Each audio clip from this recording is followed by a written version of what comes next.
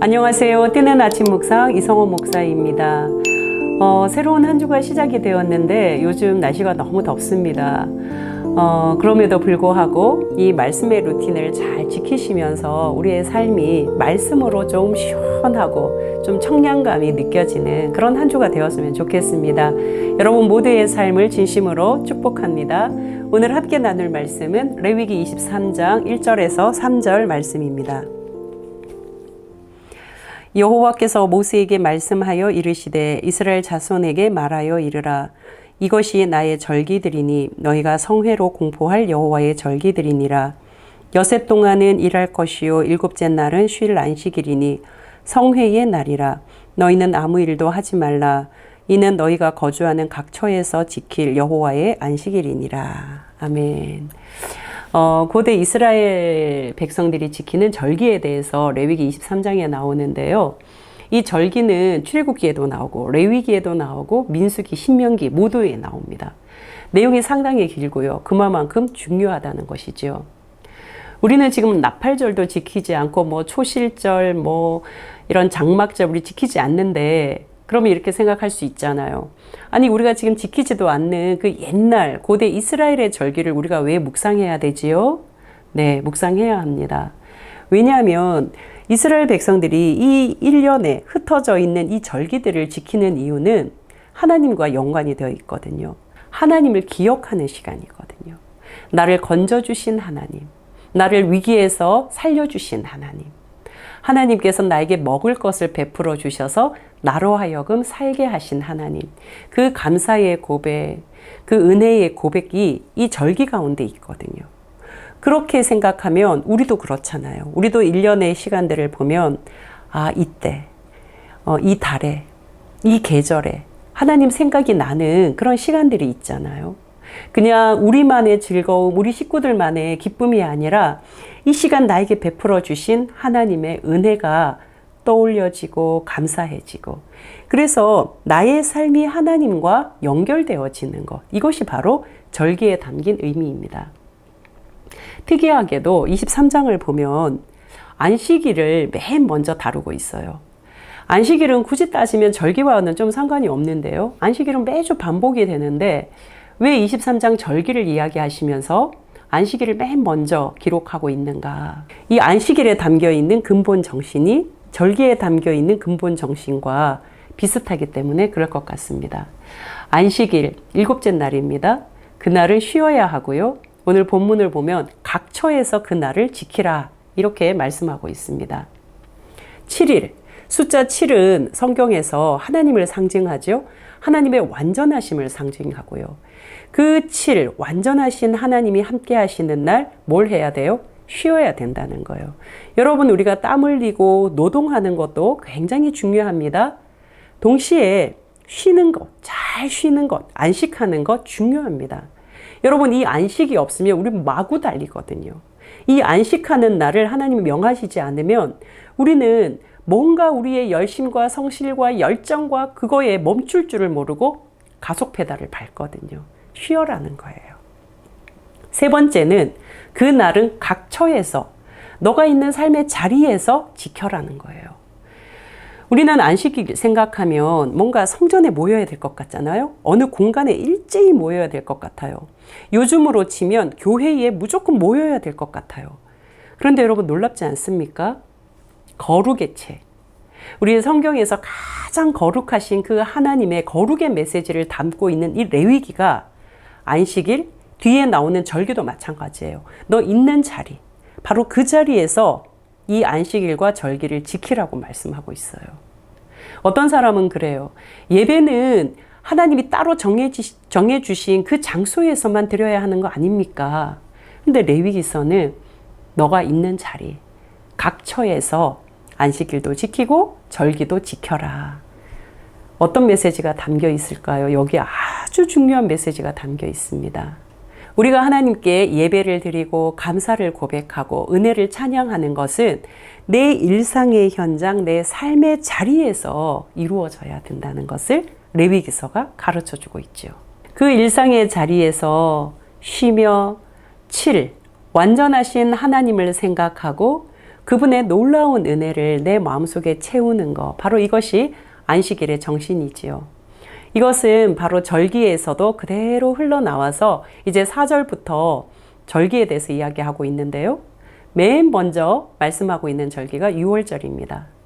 자, 6월절이 시작되고 그 다음 날부터 일주일을 무교절이라고 합니다. 6월절과 무교절은 우리가 이미 출애굽기에서 살펴보았듯이 애굽에 종살이 하던 이스라엘 백성들을 건져내시기 위해서 하나님은 10가지 재앙을 내리셨고 그 재앙 중에 마지막 재앙이 장자의 죽음이잖아요. 이 장자의 죽음 재앙을 면하게 하시면서 이스라엘 백성들을 건져내셨죠. 그것을 기념하여 지키는 절기가 바로 6월절입니다. 그래서 이스라엘 백성들은 이 6월절을 지키면서 한 해를 시작하는 감사를 하나님, 나를 건져주셔서 감사합니다 하는 거예요. 여러분, 우리도 이 고백을 드릴 수 있잖아요. 하나님, 나 같은 이 별 볼 일 없는 사람, 나 같은 연약한 사람, 나같이 아무것도 제대로 할 줄 모르는 사람, 나같이 죄 많은 인생 하나님 건져주셔서 감사합니다. 우리가 교회에 처음 나간 날, 그날이 우리의 6월절이 될 수 있죠. 우리가 구원받았다고 하나님 앞에 고백하는 바로 그날 기억하면 그날이 우리의 6월절 무교절이 될 수 있는 것이지요. 그리고 무교절로 시작해서 7번의 안식일이 지나고요. 그 다음날 50일째 되는 날을 오순절이라고 합니다. 이 오순절은 안식일이 7번 지났다고 해서 77절이라고 불리기도 하고요. 이때는 밀과 보리를 수확하거든요. 그래서 밀과 보리를 수확하여 하나님 앞에 감사로 드리는 날 해서 맥추절이라고도 합니다. 밀과 보리의 첫 열매를 드렸다 해서 초실절이라고 합니다. 그래서 우리는 오순절, 칠칠절, 맥추절, 초실절 다 다른 이름이지만 같은 말이라는 거 기억할 수 있죠. 어떤 내용입니까? 하나님 감사합니다. 내 일상에 이 거둬들인 소득, 이것은 하나님이 때를 따라 내려주신 비와 햇빛과 또 하나님의 은혜가 있으셨기 때문에 가능한 일입니다. 내 삶의 고백을 드리는 거예요. 우리도 드릴 수 있잖아요. 내 삶의 고백으로 하나님이 먹여주시고 하나님이 입혀주시고 하나님 직장 다니게 해주시고 하나님 내 자녀 기를 수 있도록 은혜 베풀어 주셔서 감사합니다.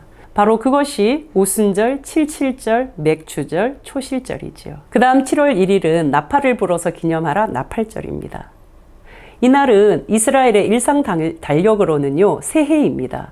그래서 새해 맞이, 하나님 앞에 나팔을 불어서 그날을 기념하는 날, 새해의 시작을 하나님과 함께 시작하는 거예요.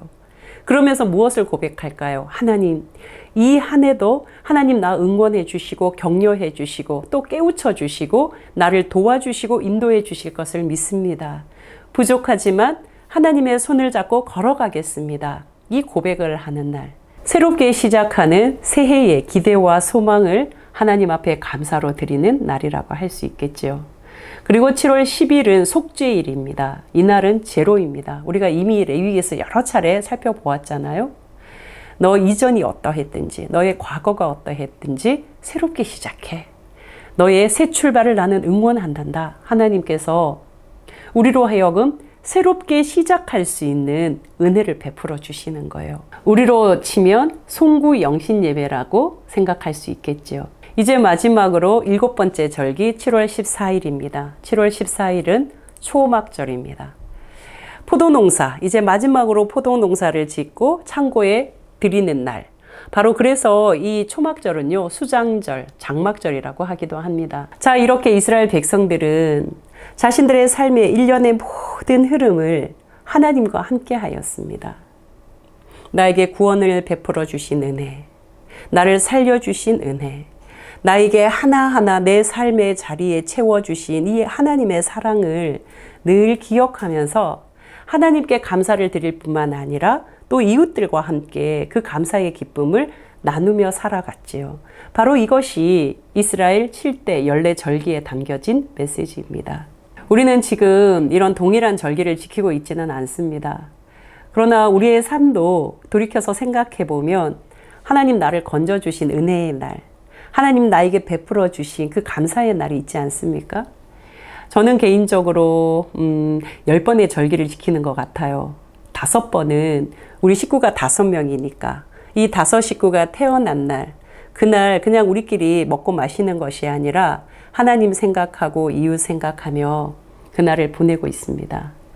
또 한 가지는 4월은요, 부활절이 있는 날인데 그 부활절은 또 우리 막내 하율이가 큰 수술에서 또 건져냄을 받은 날이어서 그날을 좀 특별하게 하나님께 감사를 고백합니다. 또 1년을 돌아보며 하나님 너무 은혜가 감사합니다. 우리 11월에 추수감사주일 의미 있게 지키고요. 또 12월이 되면은 이 땅에 예수 그리스도 그 구원자 예수 그리스도를 보내주신 그날을 기억하면서 성탄을 의미 있게 지내려고 하고요. 또 마지막 하나는 8월 1일입니다. 이제 곧 다가오는데 우리 다 있는 공동체, 이 다 있는 교회를 시작하게 해주신 날. 그렇게 해서 이렇게 꼽아보니까 10번이더라고요. 저는 10대 절기를 지키고 있습니다. 여러분들은 어떠신지요? 여러분들의 삶을 돌아보시면서 이날 나에게 의미가 있구나. 우리에게, 우리 가족들에게도 의미가 있구나. 그날을 절기로 지키시면 됩니다. 여러분, 우리가 하나님과 동행하며 살아간다고 고백하지 않습니까? 그런데 이 동행이라는 것이 막연하기보다요. 이처럼 우리의 삶의 기념일들을 하나님과 연관시켜서 생각하는 것. 이것이 바로 하나님과 함께 걸어가는 삶이 아닐까요? 감히 나의 삶에 하나님이 주인이 되어 주셔서 함께 손을 잡고 1년의 시간, 2년의 시간, 10년의 시간 걸어가 주시는 것. 이 어찌 감격스럽지 않겠습니까? 사랑하는 뜨아 가족 여러분의 모든 삶의 자리에 하나님이 주인이 되시는 놀라운 은혜가 있기를 주님의 이름으로 축복합니다. 기도하시겠습니다. 사랑하는 하나님, 우리의 삶의 자리마다 건져주시고 인도해 주시고 은혜를 베풀어 주셨음을 기억하며 감사를 드립니다. 1년의 시간의 흐름을 돌아보며 우리의 추억으로 끝나지 않고 우리의 삶의 모든 기념일들이 하나님과 연관되어서 하나님께 감사를 고백할 뿐만 아니라 이웃들과 함께 이 기쁨을 나누는 우리 모두가 되게 하여 주시옵소서. 예수 그리스도의 이름으로 기도합니다. 아멘.